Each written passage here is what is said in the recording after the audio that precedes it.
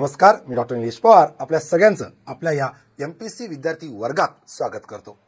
मित्रांनो, अनेक मला अजून एक प्रश्न काय विचारतात माहिती आहे का, की डॉक्टर किती वेळ अभ्यास करावा किंवा किती वेळ कंटिन्यू अभ्यास करावा, किती वेळ बैठक असावी, रोज किती अभ्यास करावा, असं बऱ्यापैकी असतं.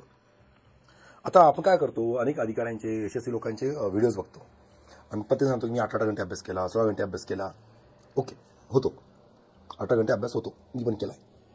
पण हा कधी होतो, जेव्हा एक्झाम तोंडावर असते ना, तर एवढा ॲड्रेनलिन रश असतो आपल्यामध्ये की तेव्हा ते ऑप्शन पण असतो, जेव्हा 1-1 मिनिटं पडतो 18 घंटे अभ्यास होतो.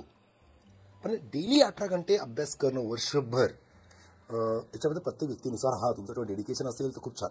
हां, पण वर्ष टाइमपास केला असेल शेवटच्या कामात 18 घंटे अभ्यास करणं मोठी गोष्ट नाही आहे. ओके, पण नॉर्मली ओव्हरऑल झोप, जेवण, आंघोळ, बाकीचे कार्यक्रम, नाश्ता सगळं सोडून जो सिन्सिअरली अभ्यास करतोय त्याने कमीत कमी 8 घंटे अभ्यास करावा. Max is your limit. पहिली गोष्ट, कमीत कमी 8 घंटे तुमचा अभ्यास व्हायला हवा. तेव्हाच हा ओशन जो आहे, ज्ञानाचा सागर आहे, हा तुम्ही गिळू शकता, पिऊ शकता.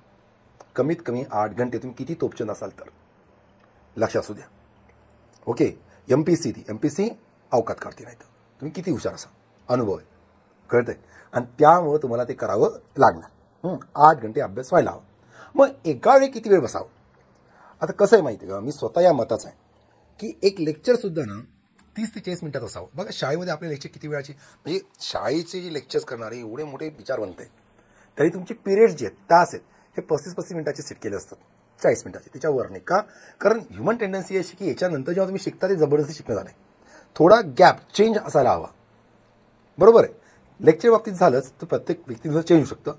पण जे स्वतः बसताना तर कंटिन्यू शक्यतो 1.25 तासाच्या वर बसू नका. कंटिन्यू जेव्हा तुम्ही कंटिन्यू 1.5 तास बसताना तर एवढं ओरिएंटेशन असतं, एक फिजिकली म्हणजे आरोग्याच्या दृष्टिकोनातून मानेचे त्रास, पाठीचे त्रास तर होतातच, पण त्यानंतर जे बसणं चालू आहे हे जबरदस्ती ओतणं चालू आहे. त्यामुळे जेव्हा व्यक्ती म्हणतो रोज मी 10 घंटे अभ्यास केला पण मला मार्क्स का येत नाही आहेत, त्याचं कारण हे असतं, जबरदस्ती करणं चालू आहे. तुम्ही पुस्तक अभ्यास तुम्हाला समजत नाही आहे, तुम्ही संपवताय. तो समजायला पाहिजे, लक्षात राहायला पाहिजे. बरोबर आहे. म्हणून 1.25 ते 1.5 तासाचा तुमचा मॅक्स एक सिटिंग असायला पाहिजे. पण याचा अर्थ असा का की दर 1.5 तासानं उठायचं, चलो चाय पिणे जाते, चला इथं जाऊन येऊ, चला एपिसोडला जाऊन येऊ. याचा अर्थ असा नाही आहे. याचा अर्थ असा झाला आहे की 1.5 तास तुम्ही बसले ना, तुमच्या जागेवर फक्त उभे राहा, लायब्ररीमध्ये चक्कर मारा आणि परत बसा. याचा अर्थ हा होतो. नाही मास्तर डॉक्टर 1.5 तास आमचा टेम्पो सेट होतो. मग ओके ना, तुला कळले ना टेम्पो सेट झालाय, नको उठू. पण तुला खरंच ते कळतंय का हे बघ. जेव्हा क्षणाला तुम्हाला वाटलं की नाही बाबा आता मला डोक्याच्या वर चाललंय, थांबा, उठा, राऊंड मारा, परत बसा. गॅप घेण्याचा अर्थ असा नाही की बाहेर जाऊन गप्पा मारत बसणं. आपल्या MPSC वाल्यांना तो मोठा श्राप आहे. फकाड्या हा शब्द आम्ही वापरतो. गप्पा, या गप्पा हा तुमचा कधी टप्पा आउट करतील सांगता येत नाही. बरोबर आहे. तर या गप्पांपासून तुम्हाला सावध राहा. हा, गप्पाच करायच्या तर अभ्यासाच्या करा. कोणाचा किती अभ्यास ते नाही, एकमेकांना प्रश्न विचारा. हा पण एक चांगला रेस्ट तुमचा होऊ शकतो. Change the rest is the exercise, म्हणजे change the exercise is the rest. लक्षात ठेवा, मी मागच्या सांगितलं, काम बदला हाच तुमचा विश्राम आहे. MPSC करतोय, आपल्याला लय वाटतं की आपण लय स्ट्रगल करतोय. स्ट्रगल काय करताय तुम्ही, AC लायब्ररीवर बसलाय. AC नसलं तरी एवढं चांगल्या लायब्ररीमध्ये बसताय तुम्ही.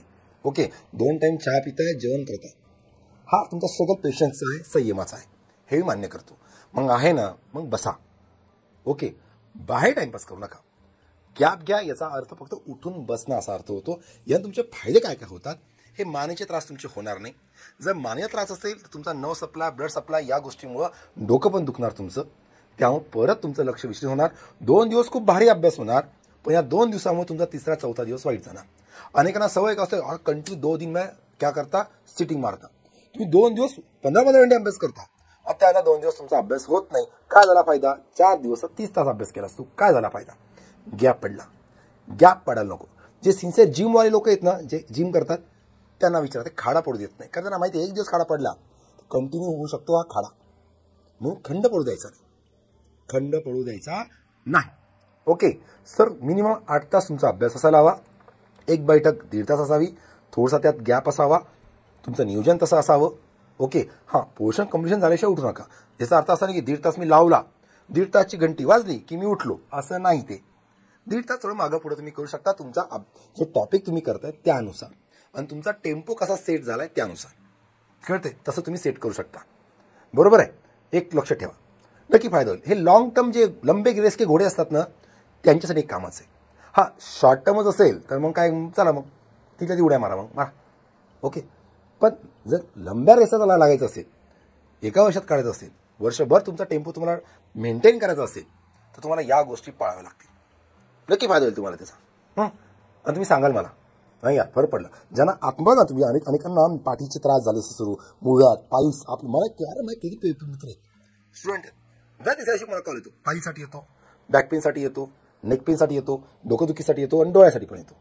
हे कंटिन्यू बघणं जे आहे ना हे पण त्रासदायक राहतं. थोडं याच्या मानेच्या एक्सरसाइज आहेत ना फिरवणं या 10 मिनिटांना करायचं, नाही तर डोकं पकडतं. लक्षात ठेवा, health is wealth and sound mind is in sound body. तुमचं जेवढं बॉडी स्ट्रॉंग राहील तेवढं तुम्ही करणार, ओके. तसंच झोपेचं पण आहे, झोपेबद्दल बोलू कधीतरी आपण. पण हे अभ्यासाबद्दल सांगितलं, हे कंटिन्यू बसणं जे आहे ना लय भारी वाटतं. 8-8 तास बसते तो कंटिन्यू. हे काही दिवस चालतं, नंतर ऐन टायमाला तो बिमार पडतो. एक्झाम पण नाही लय चांगला चांगला पोर येतो माझ्याकडे, ओके, की ज्यांनी वर्षभर लाभल्यामध्ये झोपायची ती, पण ऐन परीक्षा 1 महिन्या अगोदर ते गणले. कळतंय. त्यामुळं पेशन्स आणि प्रॉपर डिसिप्लिन अभ्यास करा, ओके. गॅपचा परत सांगतो, गॅपचा चुकीचा अर्थ घेऊ नका. गॅप म्हणजे फक्त जागेवर उठणं, फेरफाटका मारून वापस बसणं.